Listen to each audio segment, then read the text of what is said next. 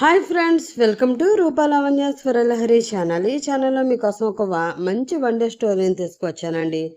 One day story కావాలి అని చాలామంది అడుగుతూ ఉండడంతో రూపా గారు కష్టమైనా సరే రాసిచ్చారు. ఎందుకంటే ఆమె హాలిడేస్కి వెళ్ళారు, ఆ విషయం మీ అందరికీ తెలిసిందే. అక్కడ ఆమె రాయడానికి కానీ వాయిస్ ఇవ్వడానికి కానీ అంత ఫ్రీ టైం ఉండదు. అయినా కూడా మన కోసం రాసిచ్చారు. ఈ నెల కొంచెం స్టోరీస్ లేటుగానే వస్తాయి, మీరు గమనించగలరు. మా పిల్లలకు కూడా హాలిడే అవడంతో వాళ్ళు ఇంటికాడే ఉంటున్నారు, కాబట్టి స్టోరీస్ రాయడానికి ఇవ్వడానికి కొంచెం ఇబ్బందిగా ఉంటుంది. అర్థం చేసుకొని సపోర్ట్ ఇస్తారని ఆశిస్తూ ఇంకా స్టోరీలకు వెళదాం.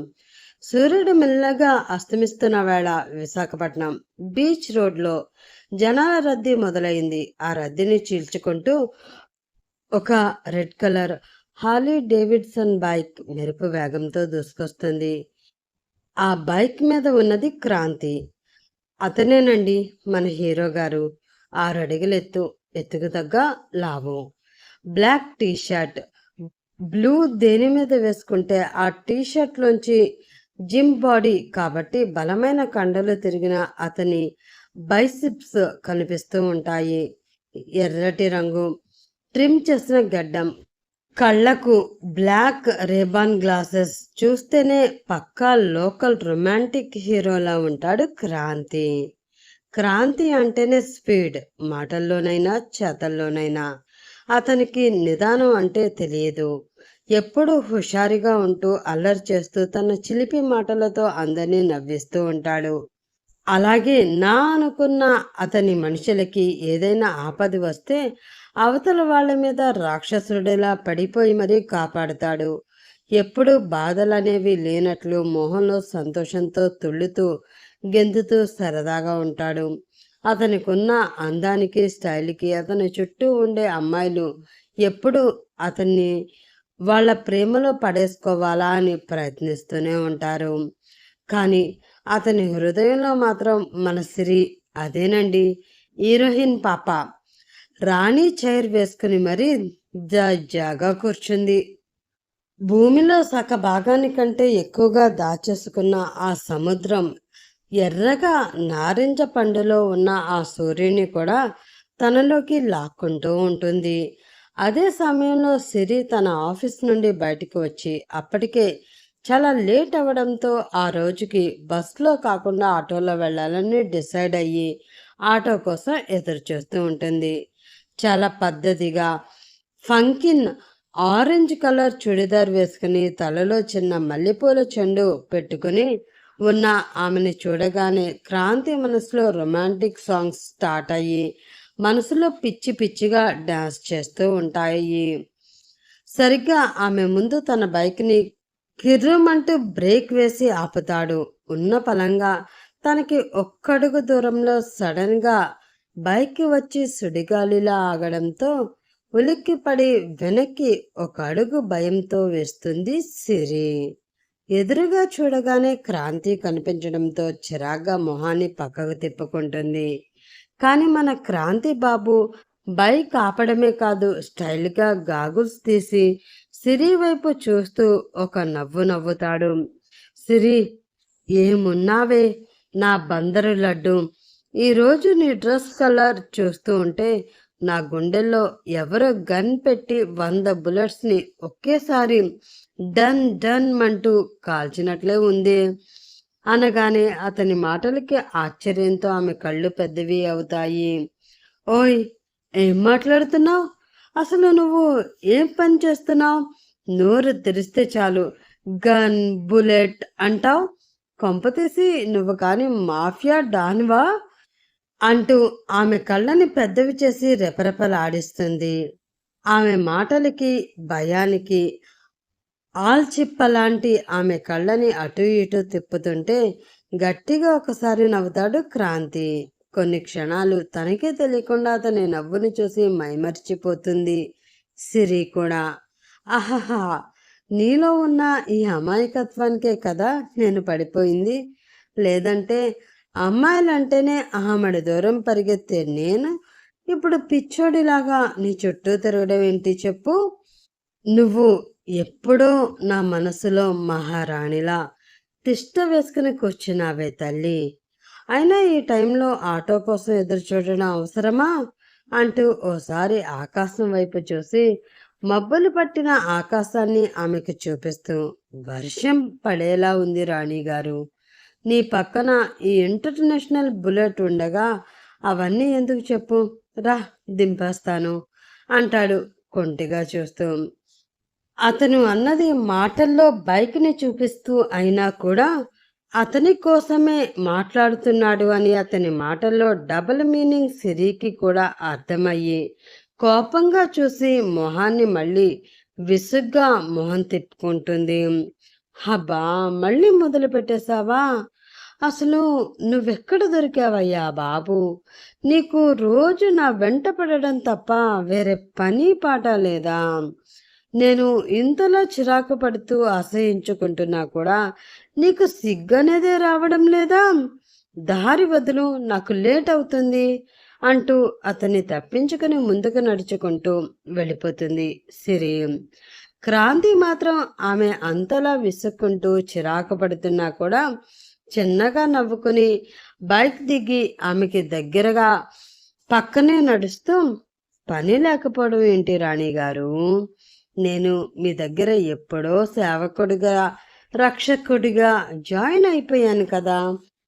అది కాకుండా వేరే చిన్న చిన్న వర్క్స్ కూడా ఉన్నాయనుకో.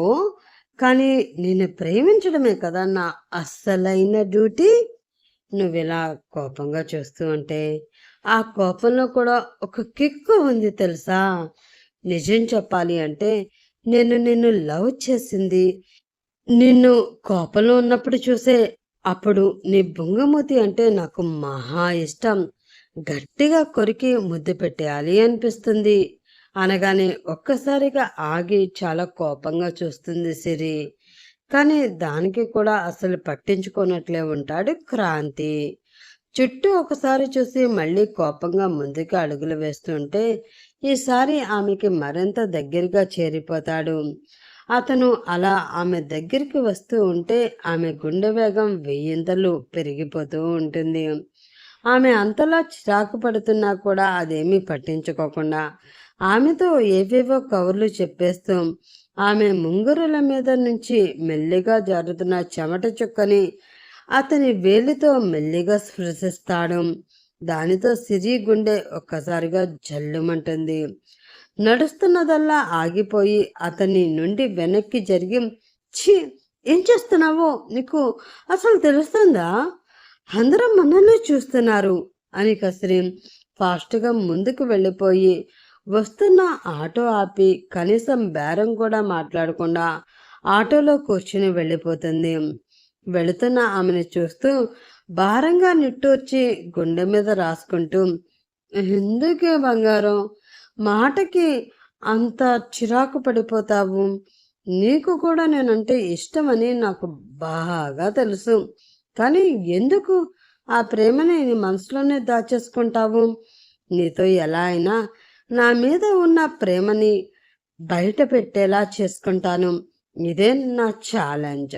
ఎప్పటికైనా నువ్వు నా దానివి, నువ్వు నా సొంతం అనుకుంటూ నవ్వుకుని మళ్ళీ తిరిగి తన బైక్ దగ్గరికి వచ్చి వేగంగా అక్కడి నుంచి వెళ్ళిపోతాడు క్రాంతి. ఆ ఆటోలో వెళుతున్న సిరి మాత్రం అప్పటి వరకు ఆపుకున్న కన్నీటిని విముక్తి ఇచ్చి తుడుచుకుంటూ, ఎందుకురా ఇలా నా వెంటబడి నన్ను వేధిస్తూ ఉంటావు? నిన్నెంతలా చిరాకు పడుతూ నిన్ను అసహించుకుంటున్నా కూడా నీకు నా మీద కొంచెం కూడా కోపం రావడం లేదా? నువ్వు నా వెనక పడుతున్నావని ఇంట్లో ఎవరికీ తెలియదు కాబట్టి సరిపోయింది. అదే అన్నయ్యకి తెలిస్తే ఇంకేమైనా ఉందా? అలా ఎప్పటికీ జరగకూడదు. అన్నయ్యకి ఈ విషయం తెలిసేలోపే నేను ఏదో ఒకటి చేసి నువ్వు నా వెనక పడకుండా చేస్తాను అని కళ్ళు తుడుచుకొని ఆలోచిస్తూ ఉండగానే ఇంటి ముందు ఆటో ఆగుతుంది. ఆటో అతనికి డబ్బులు ఇచ్చి ఇంట్లోకి వెళుతుంది సిరి. వచ్చావా మహారాణి? ఎక్కడెక్కడ వెలగబాట్లు వెలిగించి వస్తున్నావు? ఆఫీస్ నుండి తిన్నగా ఇంటికి రాకుండా ఎవరి దగ్గరికి వెళుతున్నావు అంటూ కోపంగా వంకరగా మాట్లాడుతూ అరుస్తూ ఉంటుంది వాళ్ళ వదిన. భయంగానే ఇంట్లోకి అడుగుపెట్టి భుజాన ఉన్న బ్యాగ్ తీసి పక్కకి వేసి చున్నీ నడుము చుట్టూ చుట్టుకుంటూ ఇంటి పని చేయడానికి సిద్ధపడుతూనే, లేదు వదిన, ఆఫీస్లో వర్క్ ఎక్కువైంది, అందుకే బస్లో కాకుండా ఆటోలోనే వచ్చేసాను అంటూ చీపురు అందుకుంటుంది సిరి. వెంటనే వాళ్ళ వదిన సోఫాలోంచి లేచి గుండెలు బాదుకుంటూ ముందుకు వచ్చేసి, ఏంటి, బస్సు కాకుండా ఆటోకి వచ్చావా? వాడికి ఎన్ని వందలు తగలబెట్టావే? అయినా నువ్వేమైనా మహారాణివి అనుకుంటున్నావా? జస్ట్ సూపర్ మార్కెట్ ఓనర్కి చెల్లెలివి. ఏదో నేను దయ తలచి నా ఇంట్లో ఉండనిస్తున్నాను కాబట్టి నీకు పూట గడుస్తుంది. అయినా వచ్చిన డబ్బులన్నీ నువ్వు ఆటోలకే తగలబెడితే నిన్ను పోషించడానికి మాకింకా డబ్బులు ఎక్కడి నుంచి వస్తాయి అనుకుంటున్నావు? రేపటి నుంచి వర్క్ ఏమైనా ఉంటే నెక్స్ట్ డే చేస్తానని మీ వాళ్ళకి చెప్పి బస్లోనే వచ్చి బస్లోనే వెళ్ళు. అంతేగాని ఆటోకి వందలు వేలు తగలబెట్టడానికి నువ్వేమీ పెద్ద కంపెనీ ఓనర్ పెళ్ళానివి కాదు, అర్థమవుతుందా? శాలరీ కానీ తగ్గిందో నీకు ఒళ్ళంతా వాతలు పెడతాను. వంట చేసి నన్ను పిలువు, అంతవరకు నన్ను డిస్టర్బ్ చేయకు అంటూ అరిచేసి తన రూమ్లోకి వెళ్ళిపోతుంది రమ, సిరి వాళ్ళ వదిన. రమ మాటి మాటికి తనని మహారాణివా అంటూ ఉంటే క్రాంతినే గుర్తు వస్తూ ఉంటాడు సిరికి. నిన్ను మహారాణిలా నా గుండెల్లో పెట్టి చూసుకుంటానే అంటూ మాటి మాటికి అంటూ ఉంటాడు. నిజంగానే తను అతనితో వెళితే మహారాణిలాగానే చూసుకుంటాడేమో, కానీ తన అన్నయ్యని, ఇంటి పరువుని వదిలి ఆమె వెళ్ళలేక తనలో తానే కుమిలిపోతూ ఉంటుంది. సిరికి ఒక అన్నయ్య, అక్క ఉన్నారు. తండ్రి చిన్నప్పుడు చనిపోతే వాళ్ళ ముగ్గురిని వాళ్ళ అమ్మే అల్లారు ముద్దుగా జాగ్రత్తగా పెంచుతుంది. కానీ అనూష అంటే సిరి వాళ్ళ అక్క. ఆమెకి పెళ్లి సెటిల్ అయిన తర్వాత తను లవ్ చేస్తున్న విషయం ఇంట్లో చెప్పకుండా సడన్గా వెళ్ళిపోయి పెళ్లి చేసుకుంటుంది. దానితో పరువు పోయింది అని సిరి వాళ్ళ అమ్మ అనారోగ్యంతో చనిపోతారు. అప్పటి నుంచి అనూష మీద ఉన్న కోపాన్ని కూడా శిరీష మీదే చూపిస్తూ ఉంటాడు వాళ్ళ అన్నయ్య. వాళ్ళు అమ్మ చనిపోయిన సంవత్సరానికి దగ్గర బంధువుల్లోనే అమ్మాయిని చూసి చుట్టాలంతా కలిసి ప్రతాప్కి ఇచ్చి పెళ్లి చేస్తారు. ఆవిడే సిరి వాళ్ళ వదిన రమ. వాళ్ళ అన్నయ్యకి చెల్లి అంటే అసలు ఇష్టం లేదని తెలుసుకున్న రమ ఇంటి పనులంతా ఇంకా సిరి మీదే పడేసి తను ఎంజాయ్ చేస్తూ బోలెడన్ని మాటలు కూడా అంటూ ఎప్పుడూ అవమానిస్తూ బాధ పెడుతూనే ఉంటుంది సిరిని. కానీ చిన్నప్పటి నుంచి తన అన్నయ్య అంటే చాలా ఇష్టం సిరికి. అందుకే కేవలం అతని కోసం మాత్రమే ఆ మాటలన్నీ భరిస్తూ మౌనంగా ఉండిపోతుంది. ఇప్పుడు తను కూడా అక్కలాగే ప్రేమించి క్రాంతితో వెళ్ళిపోతే వాళ్ళ అన్నయ్య ఏమంటాడో అని ఆమె భయం. మొదట్లో క్రాంతి ఆమెకి ప్రపోజ్ చేసినప్పుడు తను పెద్దగా పట్టించుకోదు. కొన్ని రోజులు తను మౌనంగా ఉంటే అతనే చిరాకు పడి వెళ్ళిపోతాడు అని అనుకుంది. కానీ రోజు రోజుకి అతనిలో సిన్సియారిటీ, ప్రేమలో ఉన్న సీరియస్ కనిపిస్తూ ఉంటే ఆమెకి కంగారు మొదలవుతుంది. కొన్ని రోజుల్లోనే క్రాంతి ఆమెని చాలా సిన్సియర్గా, ప్రాణంగా ప్రేమిస్తున్నాడని అర్థం చేసుకుంటుంది. అయినా కూడా ఏమీ చేయలేని పరిస్థితి. అలాగే రోజులు గడుస్తూ ఉంటాయి. మరుసటి రోజు మధ్యాహ్నం సిరి ఆఫీస్లో సీరియస్గా వర్క్ చేసుకుంటూ ఉంటుంది. అప్పుడే పియోన్ వచ్చి ఒక పెద్ద బొకే, దానితో పాటు ఒక వేడివేడి బిర్యానీ ప్యాకెట్ ఇస్తాడు. బాబాయ్, మళ్ళీనా? నాకొద్దు, తీసుకువెళ్ళిపోండి ప్లీజ్ అంటుంది సిరి అతన్ని చూసి. అమ్మో సిరి తల్లి, నువ్వు వద్దు అంటే నా పని అయిపోతుంది. ఏదో ఆ బాబుని నమ్ముకుని కూతుర్ని పెద్ద కాలేజీలో కూడా జాయిన్ చేసేసాను. రోజు ఇవి నీకు ఇవ్వడానికి నాకు ఆ బాబు ఇక్కడ శాలరీ కంటే డబ్బులు ఇస్తున్నాడు. నువ్వు ఇలా చేస్తే ఎలా అంటూ చెప్పి వెళ్ళిపోతే చుట్టూ తన కొలీగ్స్ అందరూ చూసి నవ్వుతూ ఉంటారు. వాళ్ళని చూసి చాలా ఎంబారసింగ్గా అనిపిస్తున్న దాని మీద ఉన్న నోట్ చూసి సిరికి ఇంకాస్త చిరాకు వేస్తుంది. సిరి, వర్క్ టెన్షన్లో తిండి మర్చిపోకు. ఈ బిర్యానీలోని మసాలా, నా మీద నీకున్న కోపం, ఆ రెండు నాకిష్టమే. సాయంత్రం బయట బస్ స్టాప్లో నీకోసం బుల్లెట్ రాజా వెయిటింగ్, నీ క్రాంతి అని ఉంటుంది. సిరి ఆ నోటిని నలిపేసి పక్కన పడేసి కోపంగా చూస్తుంటే, అబ్బా, మీ అమర ప్రేమికుడు లాంటివాడు నాకు ఉంటే ఎంత బాగున్నో. నాకు ఉన్నాడు లవర్, కానీ ఎందుకు అసలు రోజు మొత్తంలో ఒక్క ఫోన్ కానీ మెసేజ్ కానీ చేయడు తెలుసా. కలిసినప్పుడు మాత్రం ఏవో కబుర్లు చెప్పి నన్ను మాయ చేసి సైలెంట్గా ఉండేలా చేస్తాను. కానీ నీ బుల్లెట్ రాజాని చూసావా, తనే నిజమైన లవర్. ఎప్పుడు మన కోసం ఆలోచించే వాళ్ళని, ప్రేమించే వాళ్ళని వదులుకోకూడదే సిరి. కానీ నువ్వేమో కనీసం అతన్ని పట్టించుకోవు. ఎప్పుడు చూసినా చిరాకు పడతావు, అసహించుకుంటావు. అయినా కూడా అతనికి అంత ఓపిక ఎక్కడి నుంచి వస్తుందో. అందుకే ఉన్నప్పుడు విలువ తెలియదు అంటారు. ఇంట్లో వాళ్ళు ఏ శాడిస్ట్ను తెచ్చి అరేంజ్డ్ మ్యారేజ్ చేస్తారు, అప్పుడు నీ తిక్క కుదురుతుంది అని వర్క్లో పడుతుంది తన ఫ్రెండ్ మానస. అవన్నీ విన్నా కూడా సిరి మాత్రం వీడికి ఎన్నిసార్లు చెప్పినా బుద్ధి రాదు. ఆ రొమాంటిక్ వేషాలతో నన్ను చంపుకు తింటున్నాడు అని పైకి విసుగ్గా అంటుంది. కానీ మనసులో ఎక్కడో ఒక చిన్న అలజడి. ఎప్పుడు మన కోసం ఆలోచించే వాళ్ళని, ప్రేమించే వాళ్ళని వదులుకోకూడదే సిరి. నువ్వు ఎంతలా కోపం చూపించినా అతనికి అంత ఓపిక ఎక్కడి నుంచి వస్తుందో. అందుకే ఉన్నప్పుడు విలువ తెలీదు అంటారు అంటూ ఆ రోజు అంతా మానస మాటలు కూడా మళ్ళీ మళ్ళీ గుర్తు వస్తూ ఉంటాయి. అది వేసవకాలం కావడంతో ఉదయం నుంచి ఎంత ఎండ ఉన్నా కూడా సాయంత్రం అయ్యేసరికి మాత్రం ఆకాశం మబ్బు పట్టి చినుకులు పడుతూనే ఉంటాయి. కానీ ఆ రోజు సాయంత్రం చిన్నగా మొదలైన చినుకులు సడన్గా పెద్ద పెద్ద ఉరుములు, మెరుపులతో భారీ వర్షం మొదలవుతుంది. ఎంత పెద్ద వర్షం పడినా ఇంటికి కరెక్ట్ టయానికి వెళ్ళకపోతే మాత్రం తన వదిన అనే మాటలు గుర్తొచ్చి సిరి ఆగకుండా ఆ వర్షంలోనే నడుస్తూ ముందుకు వెళుతూ ఉంటుంది. సిరి అలా ఆఫీస్ నుంచి కొంచెం దూరం వచ్చేసరికి మొత్తంగా తడిసిపోతుంది. సరిగ్గా అప్పుడే క్రాంతి రైన్ కోట్ వేసుకుని క్యాప్ పెట్టుకుని ఫాస్ట్గా వచ్చి ఆమె ముందు బైక్ ఆపుతాడు. అయినా కూడా అతన్ని పట్టించుకోకుండా చిరాగ్గా చూసి ముందుకు వెళ్తూ ఉంటే ఒక్కసారిగా ఆమె చేతి మణికట్టు దగ్గర పట్టుకొని అతని మీదకి లాక్కుంటాడు. ఇద్దరు కళ్ళు ఒక్క క్షణం కలుసుకుంటాయి.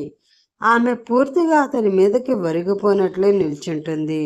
ఇద్దరి మధ్య కేవలం 1/2 ఇంచు దూరం మాత్రమే ఉంటే పైనుంచి పడుతున్న చినుకుల జల్లు వాళ్ళిద్దరినీ నిండుగా తడిపేస్తూ ఉంటాయి.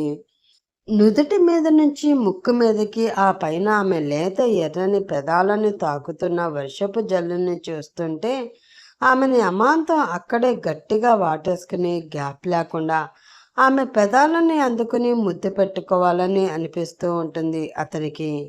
అతి కష్టం మీద ఆ కోరికని ఆపుకుంటూ, మహారాణి గారు, తడిసిపోతే ఈ సేవకుడి గుండె తట్టుకోలేదు అంటాడు ఆమెని చూసి నవ్వుతూ. పెద్ద కళ్ళని పైకెత్తి కోపంగా చూస్తుంది ఆమె. కానీ అదేం పట్టించుకోకుండా, నిజం మహారాణి, ఈ టైంలో ఆటోలు కూడా దొరకవు. నా మాట విని వచ్చి సైలెంట్గా కూర్చుంటే ఇంటికి దగ్గరలో డ్రాప్ చేస్తాను. తర్వాత నీ ఇష్టం. ఎంతైనా తిట్టుకో, కోపం చూపించుకో, నేనేమి అనను అంటాడు. అలాగే ఆమెని ఇంటెన్స్డ్గా చూస్తూ. అతని గొంతులో మాయకి, కళ్ళల్లో కనిపిస్తున్న ప్రేమకి కొన్ని క్షణాలు ఆమె మనసు లయ తప్పుతుంది. అతనితో వెళ్ళడానికి భయంగానే ఉన్నా మెల్లిగా అతని నుంచి చేతిని విడిపించుకుని బైక్ పై వెనక్కి కూర్చుంటుంది. వెంటనే ముందున్న వేరే కవర్ నుంచి ఇంకో రైన్ కోట్ తీసి అందిస్తాడు. అప్పటికే ఆమె డ్రెస్ అంతా ముద్దగా తడిచిపోయి ఆమె అందాలు, వంపు సొంపులు క్లియర్గా కనిపిస్తుంటాయి. అందుకే ఇష్టం లేకపోయినా ఆ రైన్ కోట్ వేసుకుని కూర్చుంటుంది. వర్షం ఇంకా పెద్దదైపోతూ ఉంటుంది. వాళ్ళ మొహాన్ని సూటిగా గట్టిగా ఆ చినుకులు తాకుతూ ఉంటే కష్టంగానే ఉన్నా అలాగే ఫాస్ట్గా చీకట్లో డ్రైవ్ చేస్తూ ఉంటాడు క్రాంతి. అతన్ని అంటనట్లుగా కూర్చుంటుంది సిరి. చల్లటి గాలి వాళ్ళిద్దరినీ రివ్వుమని తాకుతూ ఉంటే వర్షపు చినుకులు వాళ్ళలో చలిని ఇంకాస్త పెంచేస్తాయి. ఎంత స్లోగా జాగ్రత్తగా వెళ్తున్నా కూడా చీకట్లలో దొర్లుతున్న రాళ్ళకి గుంతలకి బ్రేక్స్ వేస్తూ ఉండడంతో ఆమె మెత్తని పరువాలు అతని వీపుని అనుకోకుండానే తాకుతూ ఉంటే ఇద్దరి శరీరాలు అంత చలిలో కూడా వేడిగా వెచ్చగా మారిపోతూ ఉంటాయి. వెనక్కి కూర్చుని ముందున్న మిర్రర్లో క్రాంతిని వారకంట చూస్తూ ఉంటుంది సిరి. అది అతను కూడా గమనిస్తూనే ఉంటాడు. స్పీడ్ బ్రేకర్స్ వచ్చిన ప్రతిసారి బ్రేక్ వేసి స్లోగా పోనిస్తూ సిరికి కంఫర్ట్గా ఉండేలాగానే తీసుకువెళ్తూ ఉంటాడు. అతనే గనక అనుకుంటే స్పీడ్ బ్రేకర్స్ వచ్చినా కూడా ఫాస్ట్గా తీసుకువెళ్తూ ఆమె ఇంకా అతనికి హత్తుకునేలా చేయగలడు.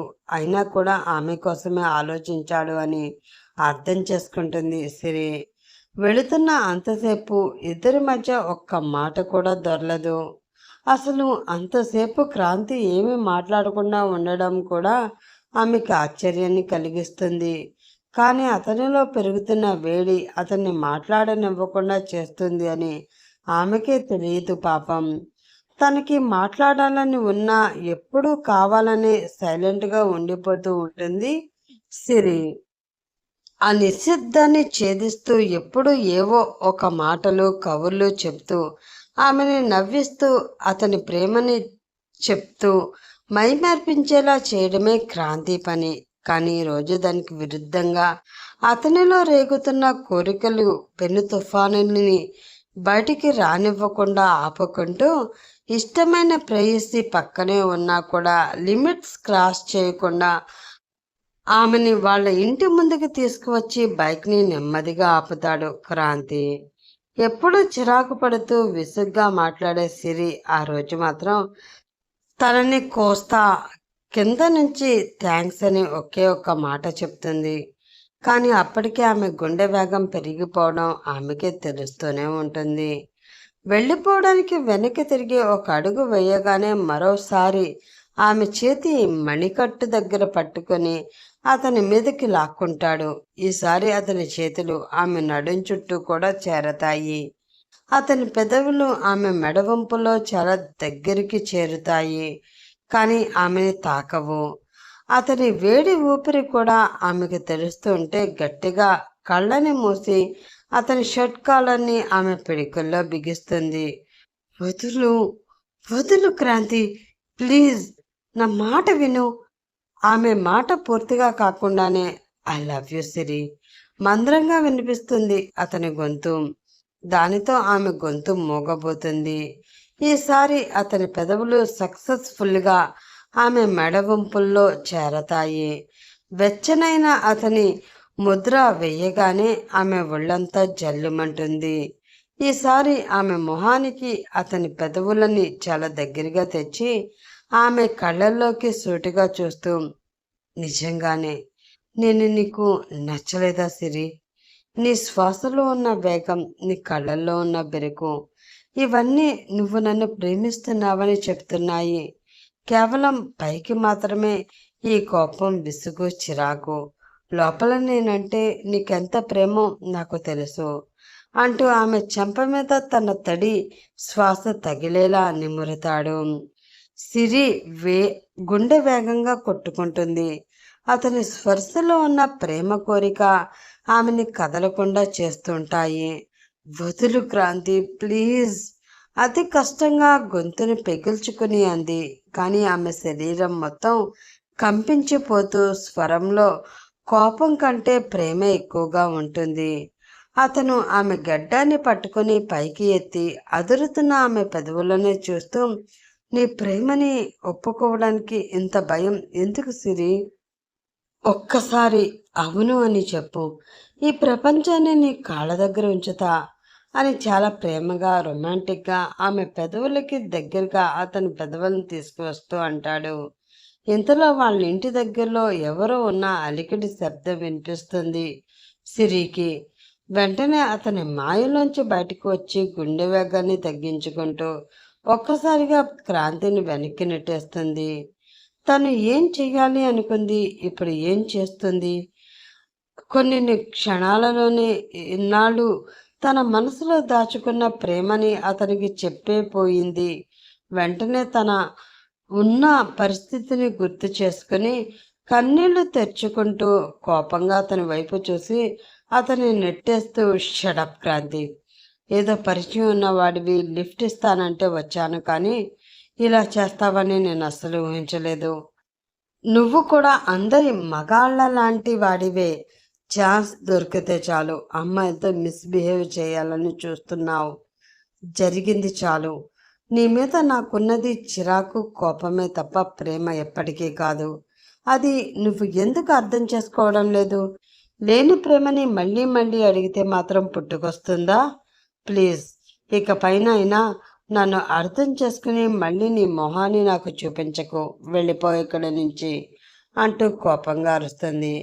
ఆమె మాటలకి క్రాంతి ఆశ్చర్యపోతూ బొమ్మలా చూస్తూ ఉండిపోతాడు. అతని మనసు ఒక్కసారిగా అద్దంలా విరిగిపోనట్లు అనిపిస్తుంది. ఆమె అలా ఎన్నిసార్లు కోపంగా చూసినా, చిరాకు పడినా చిన్నగా నవ్వుకునేవాడు తప్ప ఎప్పుడూ సీరియస్గా తీసుకోలేదు. కానీ ఇప్పుడు ఆమె చెప్పిన మాటల్లో సీరియస్నెస్ తెలుస్తూ ఉంటే నిజంగానే తనని అపార్థం చేసుకున్నాడేమో, తన పైన ఆమెకి ఎటువంటి ప్రేమ లేదేమో, తనే ఇబ్బంది పెడుతున్నాడేమో అన్న అనుమానం వస్తుంది క్రాంతికి.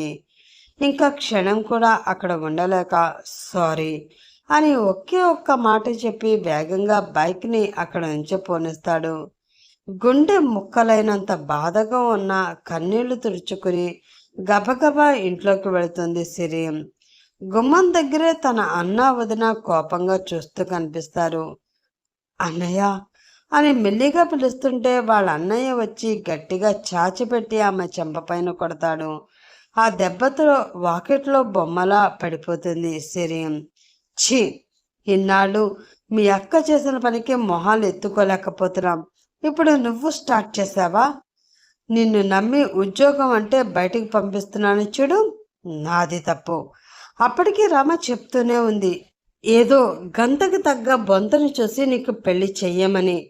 చిన్నదానివి, ఇప్పుడే డిగ్రీ అయ్యింది, అప్పుడే ఎందుకు అని నేను ఆగాను. కానీ నీలాంటి ఆడవాళ్ళకి అది తప్ప ఇంకేమీ ముఖ్యం కాదు. ముందే చెప్తే మేమే సంబంధం చూసేవాళ్ళం కదా, సిగ్గులేదా ఇలాంటి పని చేయడానికి అని అరుస్తూ వాళ్ళ అన్నయ్య కోపంగా ఇంట్లోకి వెళ్ళిపోతే, దొరికిందే ఛాన్స్ అని ఇంట్లో ఉన్న సిరి 4 డ్రెస్లు ఒక బ్యాగ్లోకి కుక్కి ఆ బ్యాగ్ని సిరి మొహం మీదకి విసిరి కొట్టి, మళ్ళీ సిగ్గు ఉంటే మా ఇంట్లోకి అడుగు పెట్టకు అని కావాలని అరిచేసి ఆమె మొహం పైన డోర్ క్లోజ్ చేసి ఇంట్లోకి వెళ్ళిపోతుంది రమ. అన్నయ్య, నిజంగానే నేను ఏ తప్పు చేయలేదన్నయ్య, ఒట్టు, నన్ను నమ్ము. అతను జస్ట్ నాకు వర్షం పడుతుందని ఇంటి దగ్గర డ్రాప్ చేస్తానని మాత్రమే వచ్చాడు. తలుపు తీయన్నయ్య, వదిన నువ్వైనా అన్నయ్యకి చెప్పు అంటూ చాలాసేపు అదే వర్షంలో గట్టిగా ఏడుస్తూ వాళ్ళని పిలుస్తూనే ఉంటుంది. కానీ ఎంతసేపైనా వారి నుంచి ఎటువంటి రెస్పాన్స్ రాదు. ఇంకా అక్కడే ఉంటే చుట్టుపక్కల వాళ్ళ దగ్గర వాళ్ళ అన్నయ్య పరువు పోతుందని తానే అర్థం చేసుకుని కొన్ని క్షణాలలో తలకిందులైన తన జీవితాన్ని తలుచుకుని పేలవంగా నవ్వుకుంటుంది సిరి. అంతలా ప్రేమించిన వాడిని బాధ పెట్టి పంపించేసింది. ఇప్పుడు తన అనుకున్న తన కుటుంబమే తనని అనుమానించి అవమానించి బయటికి పంపించేసింది. ఎక్కడికి వెళ్ళాలో తెలియదు, ఏం చేయాలో తెలియదు. అసలు తను ఎందుకోసం ఎవరి కోసం బ్రతుకుతుందో కూడా ఆమెకే తెలియట్లేదు. అలాగే కన్నీళ్లతో వర్షంలో తడిచిపోతూనే ఆ బ్యాగ్ పట్టుకుని రోడ్డుపైన నడుచుకుంటూ వెళ్ళిపోతూ ఉంటుంది. పైనుంచి జోరుగా వర్షం కురుస్తున్న ఆమెకి అదేమీ తెలియడమే లేదు. తన జీవితం ఏమైపోతుందో అర్థం కాని పరిస్థితిలో అలా నడుచుకుంటూ వెళ్తే అప్పుడే సడన్గా మొబైల్లో రింగ్ టోన్ వినిపించి ఆలోచన నుండి బయటకు వచ్చి కాస్త పక్కకు వచ్చి చెట్టు కిందన నిల్చొని మొబైల్ తీసి లిఫ్ట్ చేస్తుంది. సిరి, నేను మానసని. వర్షంలో వద్దు అంటున్నా స్టార్ట్ అయ్యావు. ఇంటికి సేఫ్గా రీచ్ అయ్యావా అని అడగంగానే ఏడుపు వచ్చేస్తుంది సిరికి. కానీ ఏడవలేక, లేదే, నేను ఉండటానికి నాకు అర్జెంటుగా షెల్టర్ కావాలి. ఎందుకు, ఏమిటి అని అడగకు. నువ్వు ఎలాగో హాస్టల్లోనే ఉంటున్నావు కదా, ఎక్కడో చెప్తావా, నేను వస్తాను అని అడుగుతుంది. కొన్ని క్షణాలు మనసా మౌనంగా ఉండిపోయి తర్వాత వెంటనే, నేను నీకు మొబైల్లో లొకేషన్ షేర్ చేస్తున్నాను, ర్యాపిడోలో ఆటో బుక్ చేసుకుని డైరెక్ట్గా వచ్చేసాయి, సరేనా అని కాల్ కట్ చేసి వాట్సాప్లో తను ఉండే హాస్టల్ లొకేషన్ షేర్ చేస్తుంది సిరికి. సిరి వెంటనే మానస చెప్పినట్లు ఆటో బుక్ చేసుకుని ఆ హాస్టల్కి వెళుతుంది. తడిసి ముద్దైన ఎర్రని కలువల కళ్ళతో కనిపిస్తున్న సిరిని చూడగానే మానస మనసు బాధగా మారిపోతుంది. వెంటనే స్నేహితురాలని లోపలికి తీసుకువెళ్ళి తల్ల తుడిచి డ్రెస్ మార్చుకోమని చెప్తుంది. ఎంత బతిలాడినా డిన్నర్ చేయకుండా అలానే ఏడుస్తూ నిద్రపోతుంది సిరి. నెక్స్ట్ డే నుంచి మానసతో పాటు ఆఫీస్కి వెళుతున్న ఆమె లోకం పూర్తిగా మారిపోయినట్లే అయిపోతుంది. ఇంతకు ముందు కనీసం అందరినీ చూసి నవ్వుతూ పలకరించేది, కానీ ఇప్పుడు కనీసం మొహంలో నవ్వు అనేదే లేకుండా నిర్జీవంగా తన పని తాను చేసుకుంటూ వెళ్ళిపోతూ ఉంటుంది. మానస అప్పటికి ఏమైందని ఎంత అడిగినా సమాధానం చెప్పదు సిరి. మొదటి 2 రోజులు తన అన్నయ్య గురించి ఏడుస్తూ బాధపడిన తర్వాత రోజు నుంచి ఆమెకే తెలియకుండా ఆమె కళ్ళు క్రాంతిని వెతకడం మొదలుపెట్టాయి. కానీ ఎక్కడా కనిపించడం. అలా ఒక వారం రోజులు గడుస్తాయి. క్రాంతి దారిలో ఎక్కడా ఆమెకి కనిపించడం లేదు. ఆఫీస్ దగ్గర బొకేలు రావడం లేదు, ఫోన్ కాల్స్ లేవు. మొదట్లో ప్రశాంతంగా ఉన్న సిరికి మెల్లిగా ఏదో వెలితిగా అనిపిస్తూ ఉంటుంది. రోజు తనని పొగిడే ఆ గొంతు, ఆ రొమాంటిక్ టార్చర్ లేకపోవడంతో ఆమెకి పిచ్చెక్కినట్లు అవుతూ ఉంటుంది. తనకంటూ ఈ ప్రపంచంలో ఉన్నది క్రాంతి ఒక్కడే అని, అతను మాత్రమే ఆమెని అర్థం చేసుకోగలడని ఆమెకు అనిపిస్తూ ఉంటుంది. హాస్టల్ విండో దగ్గర కూర్చుని ఏదో ఆలోచనలో ఉన్న సిరితో భుజం మీద చేతులు వేసి పిలుస్తుంది మానస. ఏంటి అన్నట్లు చూస్తుంది సిరి. నీ బుల్లెట్ రాజా కోసం ఆలోచిస్తున్నావు కదా, మీ ఇద్దరికి మధ్య ఏదో గొడవ జరిగింది కదా, నువ్వు చెప్పకపోతే మాత్రం నాకు తెలీదు అనుకుంటున్నావా? ఇంతకు ముందు నీ కోసం రోజు ఆఫీస్కి ఫ్లవర్స్ వచ్చేవి కదా, ఇప్పుడు రావడం లేదు. అతను ఫోన్ చేయడం కూడా లేదు. నాకు తెలుస్తుంది, అతని కోసమే మీ ఇంట్లో వాళ్ళతో గొడవపడి వచ్చేసావు కదా. నీకు నేను ఇలా చెప్తున్నానని తప్పుగా అనుకోకు. ప్రేమించడం అనేది తప్పు కాదే, కానీ మన రైట్ పర్సన్ని సెలెక్ట్ చేసుకోకుండా, అలాగే మన పేరెంట్స్ని ఒప్పించుకోలేక వెళ్ళిపోవడం తప్పు. నీకంటే ఈ లోకంలో మీ అన్నయ్య వదిన తప్ప ఎవరూ లేరు అని నాకు తెలుసు. చాలాసార్లు నీ మాటల్లో వాళ్ళ నుంచి నీకు ఎటువంటి ప్రేమ ఆప్యాయతలు లేవని కూడా అర్థం చేసుకున్నాను. కానీ అతని పేరేంటో తెలీదు, అదే బుల్లెట్ రాజా అంటాను కదా, అతను మాత్రం నిన్ను చాలా సిన్సియర్గా ప్రేమిస్తున్నాడు. అది మాత్రం తెలుసు.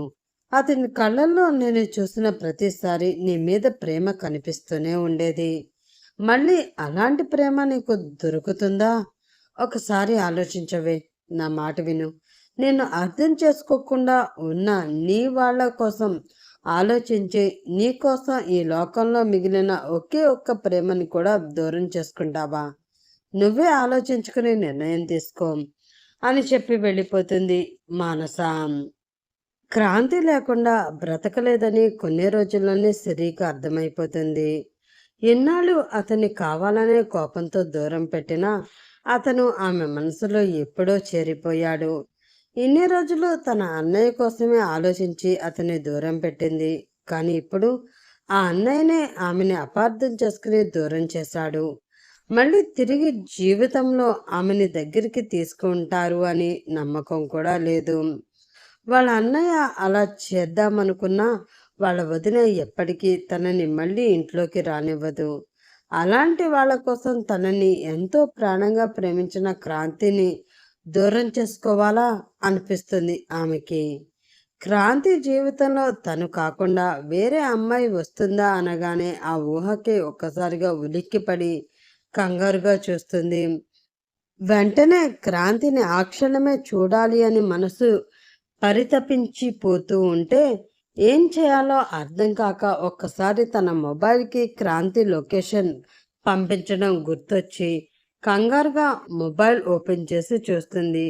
అక్కడి నుంచి అది 2 hours జర్నీ చూపిస్తూ ఉంటే ఏంటి, క్రాంతి నా కోసం రోజు ఎంత దూరం జర్నీ చేసి వచ్చేవాడా అనుకుంటూ క్షణం కూడా లేట్ చేయకుండా అతని కోసం వెళ్తుంది. క్రాంతి ఇంటికి వెళ్ళిన సిరికి అక్కడ ఒక పెద్ద షాక్. అది అసలు ఇల్లే కాదు, పెద్ద మెన్షన్, కోట లాంటి ఇల్లు. చుట్టూ కాంపౌండ్ వాల్ 10 అడుగుల ఎత్తులో ఉంటే 15 అడుగుల ఎత్తులో ఉన్న గేట్, లోపల గార్డెన్, స్విమ్మింగ్ పూల్, పార్కింగ్ ఏరియాలో చాలా కాస్ట్లీ కార్స్ అన్నీ చూసి తను తప్పు అడ్రస్కి వచ్చానేమో అనిపిస్తుంది సిరికి. అందుకే గేట్ వరకు వచ్చి అదంతా చూసి భయంతో మళ్ళీ వెనక్కి వెళ్ళిపోతూ ఉంటే, మేడం ఎవరు కావాలి అని అడుగుతాడు సెక్యూరిటీ. అది క్రాంతి గారు అని అనగానే, సార్ లోపలే ఉన్నారు మేడం, మీ పేరు చెప్పండి అంటాడు.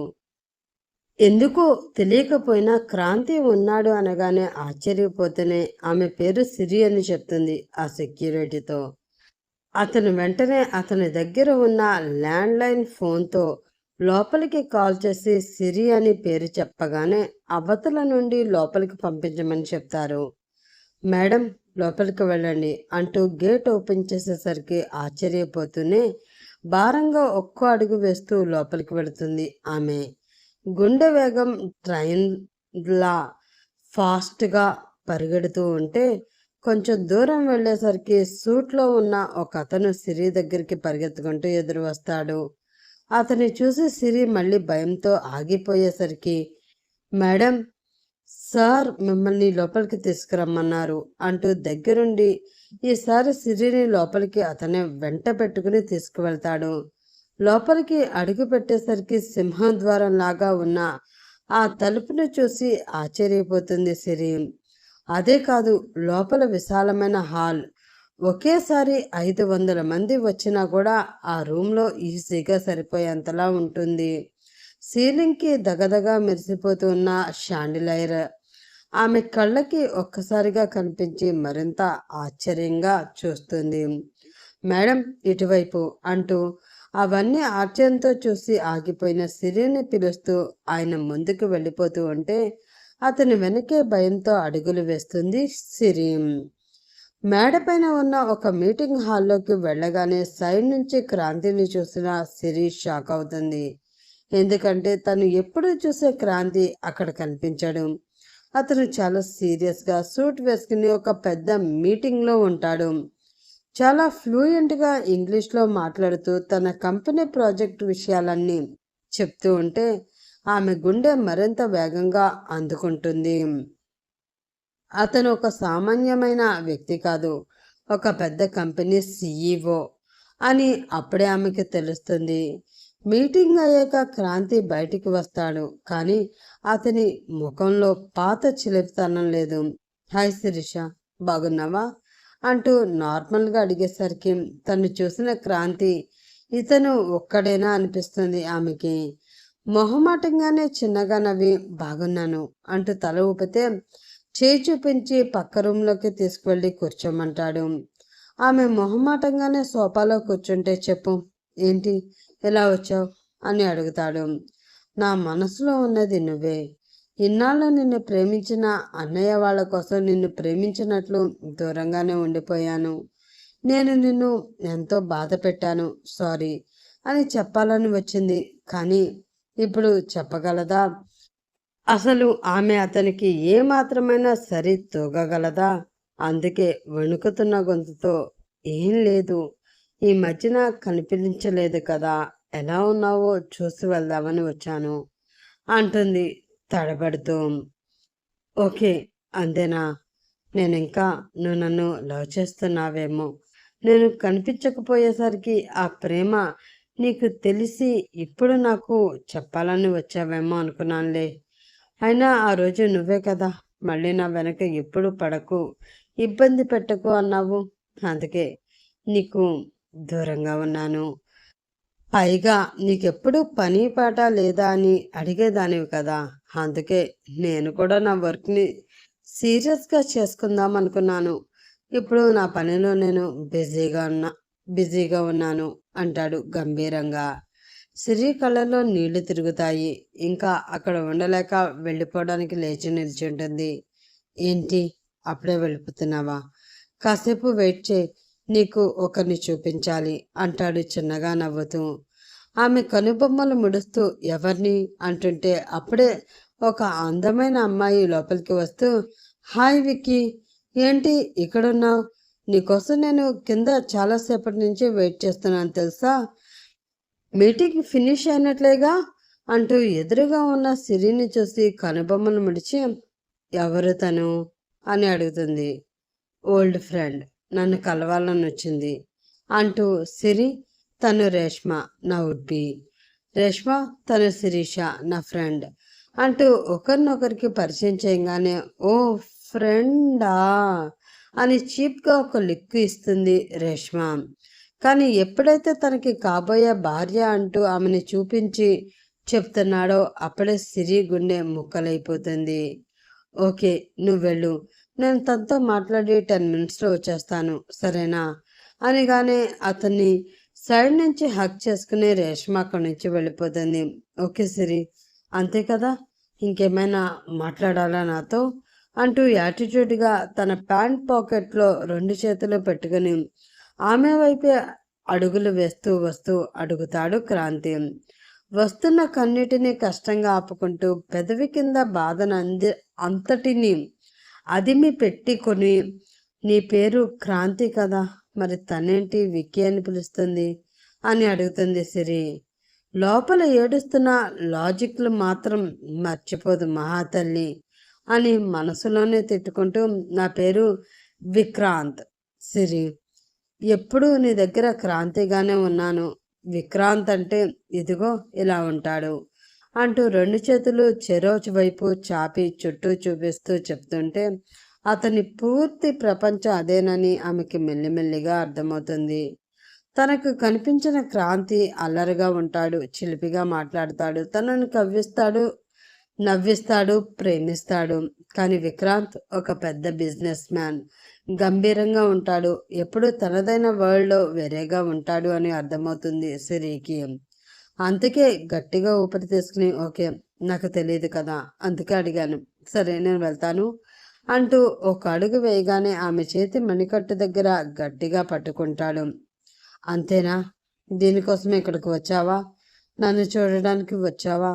ఇంకేం చెప్పడానికి కదా అని అడగంగానే ఆమె కన్నీళ్లు చెంపల మీదుగా జారిపోతాయి.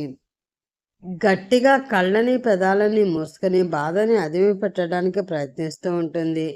మెల్లిగా ఆమెని అతని వైపు తిప్పుకొని కన్నీళ్లు అతని బొటన వేలుతో తుడుస్తూ, ఎందుకు మహారాణి ఏడుస్తున్నావు అని ఒక్క మాట అడగంగానే కళ్ళు తెరిచి గట్టిగా ఏడుస్తూ అతన్ని సుడిగాలిలా చుట్టేస్తుంది సిరి.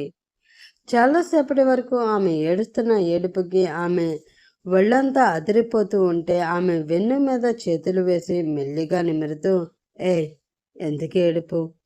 ఇప్పటికే చాలా ఏడ్చేసావు, ఆపై అంటూ ఆమెను ఇంకాస్త గట్టిగా హత్తుకుంటాడు. ఎందుకురా వెళ్ళిపోయావు?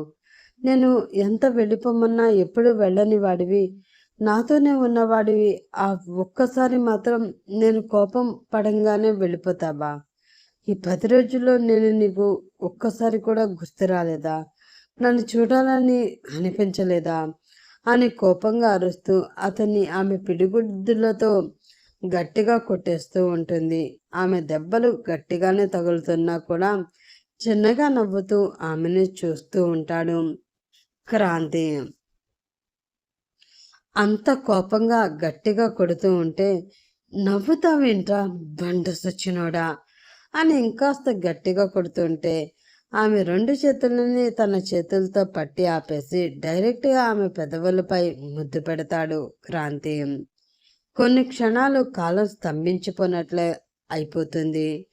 ఏం జరుగుతుందో ఆమెకి అర్థం అయ్యేసరికి కొన్ని క్షణాలు పడితే వెంటనే కళ్ళను గట్టిగా మూసుకుని సంతోషంగా అతనికి సహకరిస్తూ మెడ చుట్టూ ఆమె చేతులు బిగిస్తుంది. పూర్తిగా ఆమె పెదాలని అతని పెదాలలోకి తీసుకుని చప్పరిస్తూ ఆమె నోట్లో అతని నాలుక జునిపి అతని ప్రేమని మొత్తం చూపిస్తూ ఉంటాడు. అలా ఎంతసేపు ఆమెను ముద్దాడాడో తెలియదు, కానీ ఆమె పెదాల నుండి బ్లడ్ వస్తూ ఉంటే మెల్లిగా ఆమెను వదులుతాడు. అతని చిరుకోపంగా చూస్తూ, నాకు ఈ గంభీరమైన విక్రాంత్ వద్దు. నన్ను రోజు తన రొమాంటిక్ మాటలతో విసిగిస్తూ నా చుట్టూ బుల్లెట్ మీద తిరిగే ఆ అల్లరి క్రాంతి కావాలి. నువ్వు లేకపోతే నేను ఉండలేను క్రాంతి అని ఏడుస్తూ అతని గట్టిగా హక్ చేసుకుంటుంది. క్రాంతి ఒక్కసారిగా గట్టిగా నవ్వేస్తాడు. అబ్బో, మహారాణి గారు లైన్లోకి వచ్చేసారనమాట. నీకు దూరంగా ఉన్నది ఈ యాటిట్యూడ్, ఆ రేష్మ అంతా కేవలం నిన్ను రప్పించుకోవడానికి, నీ మనసులోనున్న ప్రేమని నాకు చెప్పేలా చేసుకోవడానికే నేను ఆడిన డ్రామా సిరి. నీకు ఆ రొమాంటిక్ టార్చర్ కావాలి అని నాకు తెలుసు అంటూ ఆమెని గాలిలోకి ఎత్తుకొని గిరగిరా తిప్పేస్తాడు. నిజంగానా? ఆమె కళ్ళల్లో 1000 వోల్ట్స్ల బలువు వెలుగుతూ కనిపిస్తుంటే, నిజమేగా మరి అని వినిపిస్తుంది వేరే అమ్మాయి గొంతు.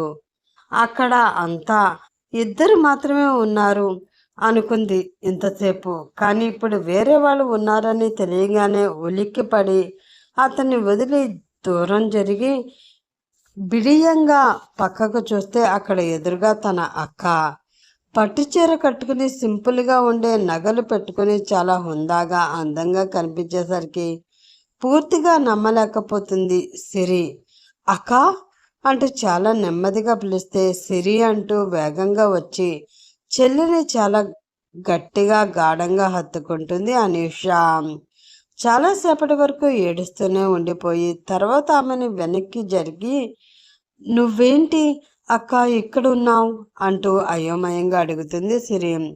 నా ఇంట్లో నేనుండక ఎక్కడుంటానే అని నవ్వుతూ చూస్తుంటే వెనక నుంచి తన బావగారు కూడా వస్తారు. పెళ్లిలో అతన్ని చూడకపోయినా ఇద్దరు కలిసి పక్కపక్కన నిల్చోవడంతో తన బావగారు అని అర్థం చేసుకుంటుంది సిరి. మొహమాటంగా పలకరిస్తూ ఉంటే, చెప్పానా నా తమ్ముడు గెలుస్తాడు అని అంటారు అతను. ఏంటో అర్థం కాక సిరి వాళ్ళని చూస్తూ ఉంటే, మరి ఇవే అంటే సింపుల్ మ్యాటర్ అనుకున్నావా వదినా? నేను ఒక్కసారి అంటే చేసి చూపిస్తాను అంటూ వచ్చి సిరి భుజం పైన చేతులు వేసి వాళ్ళ ముందే దగ్గరికి తీసుకుంటూ ఉంటాడు క్రాంతి. అసలు ఏమవుతుంది ఇక్కడ అంటూ అర్థం కాక అయోమయంగా అడుగుతుంది సిరి. తను నా మరిది గారే బాబు, అంటే నువ్వే నా తోటికోడలు. మా పెళ్ళి అయిన కొత్తలో నా మొబైల్లో నీ ఫోటో చూసి చూడగానే లవ్లో పడిపోయాడు విక్కీ. తను ఎవరో తెలియకుండా, తన వెనక ఉన్న ఆస్తి తెలియకుండా నిన్ను ప్రేమించేలా చేసుకుంటారు అని నాతో ఛాలెంజ్ చేశాడు. అప్పటికి నేను చెప్తూనే ఉన్నాను, ఇంటికి వెళ్ళి పద్ధతిగా అడిగితే మా అన్నయ్య వాళ్ళే నిన్ను మాకు ఇచ్చేస్తారని. కానీ తను ఒప్పుకోలేదు. అన్నయ్య వదిన మాయలో పడిపోవడంతో నాకు కూడా ఎందుకో అన్నయ్య దగ్గరికి వెళ్ళాలి అని అనిపించలేదు. కానీ విక్కీ తను అన్నట్లే తనని మాత్రమే నువ్వు లవ్ చేసేలా చేశాడు. తన బ్యాక్గ్రౌండ్ ఏంటో తెలియకుండానే తన ప్రేమలో పడేసుకున్నాడు. ఇప్పుడు నాకు తోటి కోడల్ని చేశాడు అంటూ మరొక్కసారి వచ్చి చెల్లెల్ని హత్తుకుంటుంది. విషయం తెలియగానే సిరికి కూడా చాలా సంతోషంగా అనిపిస్తుంది. కానీ అతన్ని కోపంగా చూస్తూ కళ్ళతోనే బెదిరిస్తూ ఉంటే చిన్నగా నవ్వుకుంటుంటాడు క్రాంతి. ఇంకెందుకు లేటు, వాళ్ళిద్దరికీ పెళ్లి చేసేద్దాం అనగానే, అదేంటి మరి అత్తయ్య మావయ్య అని అడుగుతుంది. మా చిన్నప్పుడే మా అమ్మ నాన్న ఇద్దరూ చనిపోయారు. మీ అక్కని పెళ్లి చేసుకునేటప్పుడు కూడా నేను ఇవేమీ చెప్పలేదు. తను కూడా నా ప్రేమను చూసే నాతో వచ్చింది. కానీ అలా రావడమే మేము చేసిన తప్పని మీ అమ్మగారు చనిపోయాకే మాకు తెలిసింది. తిరిగి మళ్ళీ అక్కడికి వచ్చిన మీ అన్నయ్య వదిన తనని అవమానించి పంపించేశారు. నాకు వాళ్ళ పద్ధతి నచ్చక అక్కడికి తనని మరీ పంపించలేదు అంటూ వాళ్ళ బావగారు చెప్తుంటే జరిగిందేంటో కొద్ది కొద్దిగా అర్థమవుతుంది సిరికి. అన్నట్లే 2 రోజుల్లో మంచి ముహూర్తం చూసి వాళ్ళిద్దరికీ పెళ్లి చేసేస్తారు. క్రాంతి వాళ్ళ అన్న వదిన అనుకోకుండా తనకి దూరమైన అక్కనే మళ్ళీ తోటికోడలుగా వచ్చి తనకంటూ ఒక కుటుంబం రావడంతో చాలా సంతోషపడుతుంది సిరి. డోర్ ఓపెన్ అవ్వగానే కళ్ళని పైకెత్తి చూస్తాడు క్రాంతి. తెల్లగా పల్చగా ఉన్న చీర మీద కుంకుమ కలర్ గోల్డ్ తో మిక్స్ అయిన బోర్డర్ చీరతో సింపుల్గా ఉన్న నగలతో తల నిండా మల్లెపువ్వులు, చేతికి పెళ్లి గాజులు, మెడలో అతను కట్టిన పసుపు తాడుతో అందంగా మెరిసిపోతూ కనిపిస్తుంది తన అర్ధాంగి సిరి. సిగ్గుతో ఒక్కసారి అడుగు బరువుగా వేసుకుంటూ వస్తుంటే 4 అడుగుల వరకు పేషెన్స్తో ఉన్న క్రాంతి ఒక్కసారిగా ఆమె దగ్గరికి వెళ్ళి పాల గ్లాస్ తీసుకుని పక్కన పెట్టి ఆమెని 2 చేతుల్లోకి తీసుకుని బెడ్పై విసిరినట్లే వేసి ఆమె పైకి దూకుతాడు. హా క్రాంతి, ఏం చేస్తున్నావు? అతని దూకుని తట్టుకోలేక టెన్షన్గా అతను ఛాతీ పైన ఆమె 2 చేతులు వేసి వెనక్కి తోస్తూ అడుగుతుంది. ఏంటి, ఏమీ తెలియనట్లు అడుగుతున్నావు? ఇంత స్లో మోషన్లో అయితే నా వల్ల అవుతుందా? మనకన్నీ ఫాస్ట్గా ఉండాలి, హార్ట్గా ఉండాలి, డీప్గా ఉండాలి. అర్థమవుతుందా? నేను చెప్తున్నాను అంటేనే ఆమెకి కనీసం మాట్లాడే ఛాన్స్ కూడా ఇవ్వకుండా ఆమె పెదవులపైన దాడి చేస్తాడు. అతను ఇస్తున్న ఒక్కో ముద్దుకి ఆవిడ కంగారు పోయి మెల్లిగా ప్రేమ మొత్తు మొదలవుతుంది. మెల్లిగా ఆమె పెదవులను వదిలి ఆమె మొహమంతా వెచ్చని ముద్రలు వేస్తూ మీసంతో రాస్తూ మెడవంపుల్లో అక్కడ అతని పంటి ఘాట్లని బహుమతిగా ఇచ్చి, ఇన్నాళ్ళు నన్ను ఊరిస్తూ నా ముందే తిరుగుతూ దూరం పెట్టేశావు కదా, అందుకే అస్సలు ఆగలేకపోతున్నానే, కొంచెం కోఆపరేట్ చెయ్యవే అంటూ ఆమెకి కనీసం రియాక్ట్ అయ్యే ఛాన్స్ కూడా ఇవ్వకుండా చీర చెంగుని పవిటిని లాగేస్తాడు. ఒక్కసారిగా బ్లౌజ్ నుంచి సగం వరకు బయటకు వచ్చిన ఆమె యథా అందాలు అతని కళ్ళకి కనువిందు చేస్తే అతని పెదవులు, చేతులు ఆమె పరువాల కొలతలను కొలవడం ప్రారంభిస్తాయి. ఆమె శరీరంలో ఉన్న ఒక్క అందాన్ని తనివి తీరా పెదాలతో ముద్దాడుతూ చేతులతో లాలిస్తూ ఆమె పైనున్న శరీరాన్ని ఎర్రగా కందిపోయేలా చేస్తాడు క్రాంతి. ముందు నుంచి క్రాంతి దూకుడుగా ఉంటాడు అని ఆమెకు తెలుసు, కానీ ప్రేమను కూడా ఒక తుఫానులా సృష్టించి తన పైన చూపిస్తాడు అని అసలు ఊహించలేదు. ఇప్పుడు ఆ తుఫాను కూడా తట్టుకొని నిలబడుతూ అతనికి తిరిగి ఆమె ప్రేమని అందిస్తుంది సిరి. క్షణంలో ఇద్దరి వలవలు నేలను చేరగా ఆమె 2 చేతుల్ని అతని చేతులతో లాక్ చేసి పెదాలను కూడా అతని పెదాలతో బంధించి ఒక్కసారిగా ఆమెలోకి చేరిపోతాడు. కష్టాన్ని కూడా ఇష్టంగా భరిస్తూ అతని ప్రేమకి దాసోహం అవుతుంది ఆమె. చెలి లేలేత శరీరం ఎంత చూసినా తనివి తీరని అందం అతని క్షణానికి మత్తులోకి తోస్తూ ఉంటే ఎప్పుడు తెలియని దారులు, వంకలు, వయ్యారాలు, వంపులు అతని వివస్తుణ్ణి చేస్తుంటాయి. కొత్తగా చూస్తున్న రుచులు, కళ్ళకి ఇంపుగా కనిపిస్తూ ఉన్న పరువాల తోటలో ఒక గండు తుమ్మెదలా చేరి ఆమె మకరందాన్ని జుర్రుకుంటాడు. అలా ఆ రాత్రి కాదు, వాళ్ళిద్దరు కలిసి ఉన్న ప్రతి రాత్రి ఇద్దరి మధ్య ప్రేమ ఇలాగే చిగురిస్తుంది. అన్నేళ్లు ఆమె పడ్డ కష్టానికి విముక్తి లభించక మిగిలిన జీవితం అంతా అతనితో సంతోషంగా గడుపుతుంది సిరి. అలా ఒకరోజు సాయంత్రం వాళ్ళు మొదట కలిసిన అదే బీచ్ రోడ్. క్రాంతి తన బుల్లెట్ మీద సిరిని కూర్చోబెట్టుకుని వెళ్తూ ఉంటాడు. క్రాంతి అక్కడ కూర్చుందామా అంటూ ఎవరూ లేని ప్లేస్ చూసి చెప్తుంది సిరి. అలాగే అంటూ బయట పక్కన ఆపి సముద్రం ఒడ్డున ఇద్దరు కూర్చుంటారు. సిరి, ఈరోజు సముద్రపు అలలు నిన్ను చూసి అసూయ పడతాయా? ఎందుకో తెలుసా అని క్రాంతి మళ్ళీ తన ఫ్లట్టింగ్ని మొదలు పెట్టేస్తాడు. ఎందుకు అంది సిరి నవ్వుతూ అతని భుజం మీద తలవాల్చి. ఎందుకంటే ఆ అలలు ఒడ్డున తాకి వెనక్కి వెళ్ళిపోతాయి, కానీ నేను నిన్ను తాకి నీ మనసులోనే ఉండిపోతాను కాబట్టి, నీలోనే మొత్తంగా కరిగిపోయాను కాబట్టి అంటాడు విక్కీ కొంటెగా. ఈసారి సిరి విసుగ్గా కాకుండా చాలా ప్రేమగా అతని వీపు మీద గిల్లి, నీ రొమాంటిక్ తగలయ్యా ఎవరైనా వింటారు అని కూడా లేదా? సిగ్గు లేకుండా పోతుంది బాబు నీకు అంటూ లేచి ఆ సముద్రపు ఒడ్డులోనే సూర్యకిరణాలు వెచ్చగా తాకుతూ ఉంటే, సంతోషంగా అతన్ని ఉడికిస్తూ పరిగెడుతూ ఉంటే ఆమెను అందుకోవడానికి నీళ్లతో తడుస్తూ ఆమెని కూడా వెనక్కే పరిగెడతాడు. అలా వాళ్ళిద్దరూ నవ్వులతో ఆ ప్రదేశం అంతా నిండిపోతుంది. వాళ్ళిద్దరూ ఎప్పటికీ ఇలాగే సంతోషంగా ఉండాలి కోరుకుంటూ ఇంక ఈ కథకి సమాప్తం. మరొక మంచి కథలో మరొకసారి మిమ్మల్ని కలుస్తాను. అప్పటి వరకు bye bye friends. Have a nice day.